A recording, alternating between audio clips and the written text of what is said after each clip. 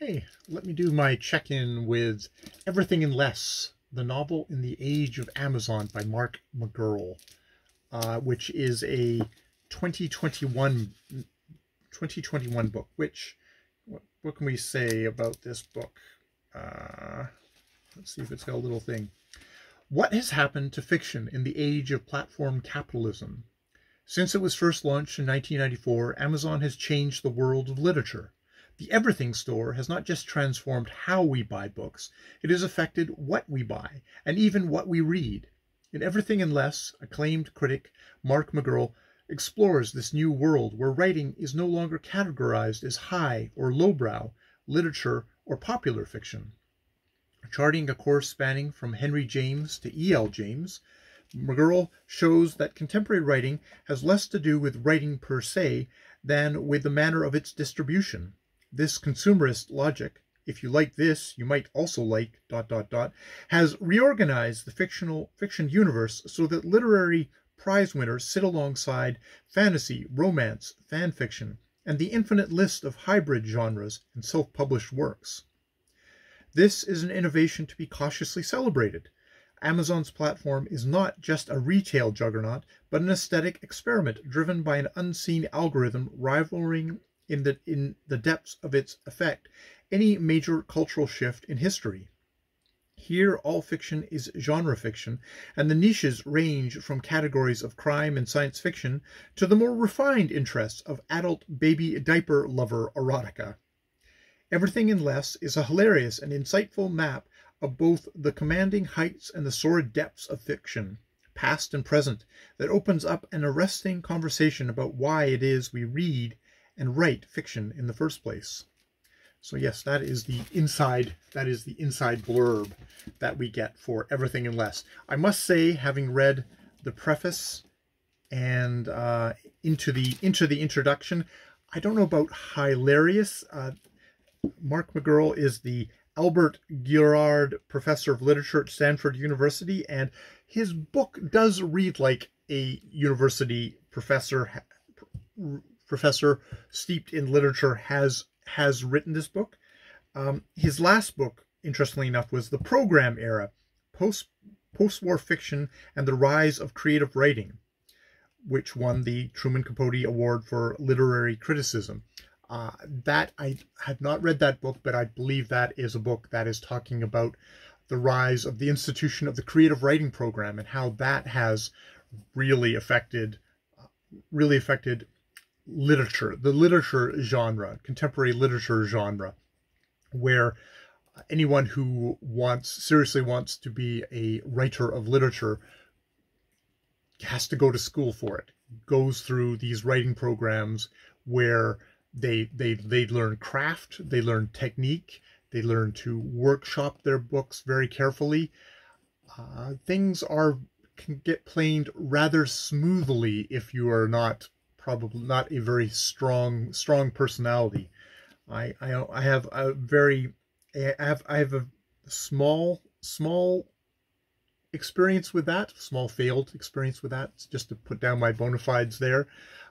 I did not react well to that system. Of course, I don't react well to people reading my writing in general, so I'm not the best I am not the best person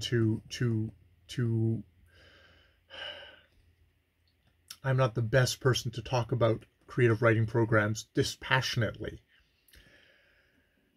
But that said, it's interesting that McGurl's last book was also about how writing isn't something that is divorced from the situations around it. And one of those would very much be something like the institution of the creative writing program. And another one would be, hey, how are books now sold? They're sold through Amazon is where the grand majority of books are sold, physical and even especially so ebooks, and that what they dictate will definitely shape writers who, I think that even in the literary scope of things, even if you're just talking about people who are writing literature, who often means they're not actually working writers in the sense that they don't make their main paycheck that way. They're usually teachers, or they have a side gig to be able to support them. Only the greatest, most highest stratosphere of people would be able to support themselves solely off of their writing. But even literary writers have that ambition of, they want to be successful, and what makes a book successful in the particular conditions of industry, of consumerism today. I've been reading a lot of Victorian literature for the last while, and the whole phenomenon of the lending library, and how, which is really, it was like a Victorian streaming service where you would subscribe to this lending library, and you would get the books of the day in their separate volumes.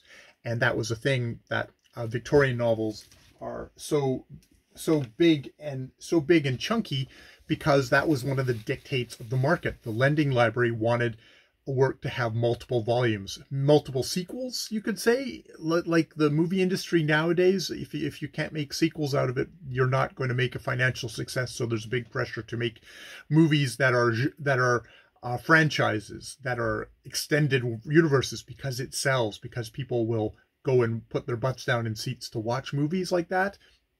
Very much in the Victorian era, you wanted to make books. You wanted books that were multi-volume. So you'd borrow the first one of Nicholas Nickleby, and you'd borrow the seventh one of Nicholas Nickleby. I'm not quite sure how much it was split up, but there was a financial incentive there. The lending library also did very much a thing of, this is something that has to be suitable for the entire family. And that dictated what subject matter, or how frankly subject matter could be discussed in a Victorian novel. Thus, we get this idea of Victorians as prudish and not into sex, because there were very much market forces that if you were a writer who wrote a book that was only one volume, and B was very short, it was only one volume, but also maybe talked about untowards subject matter, you would not get into the lending library, and you would thus not become a successful writer. In the success of, many people would read your books, and the people who were ambitious, also brilliant writers, molded their works towards this. Trollope, Dickens, George Eliot, various others, the ones who've survived, and many ones people who didn't. So I'm expecting that the idea for Amazon, this everything and less, is going to be something along the same lines of, like, what works in the age of Amazon. And there's also, it seems to be, McGurl's talking about how we're getting a mixing of the genres, that people aren't just strictly literature readers, or strictly, science fiction or fantasy readers. There's a bit more of a blurring of the lines, which is not a bad thing. People reading more widely. And I do mean that even for just, literary snobs should kind of get out every once in a while, because of the particular pleasures and the particular things that genre fiction can more strictly, outside of realist fiction, can do. That would be enriching to a reader. He does speak in professorese, so there is a certain amount of, okay, I need to reread that paragraph again. Okay, I need to reread that paragraph again. What the hell is he saying? Because I'm sure he's got a very fine, delicate little thing of how he wants to particularly nuance his very particular intelligent thing. And I just I just need to figure out what the hell you're saying, dude. And if I'm going to come away from the book, it's probably going to be coming away with more, here's some structures that he noticed that influence how writers write, how I read as a reader in this era. There's, we've and I do remember the days of being in a writing program where genre fiction was looked down upon, and that's loosened. And does Amazon get some of the credit for that? I guess I will find out as I go along in the book. But I figured I'd just start off here. I'm going to try not get my hackles up because there was a little bit of the, Amazon's looking for easy to sell stuff. So where it's going to go heavy on the non-literary, on the genre, science fiction, fantasy, romance. Romance sells way more than everybody else things. And is that going to get looked down upon? Often you're used to literature professors looking down on genre, literature professors saying, well, there's not much to say about a genre book, which, I mean, literary fiction has its own genre conceits and its own things, which, if you're not into that, you could find this is only interesting in the general sense. I love me some literature as well as science fiction, fantasy. Not so much into the horror or romance, but every once in a while, it's interesting. It's interesting to dip in and see what that actually expresses about general ideas.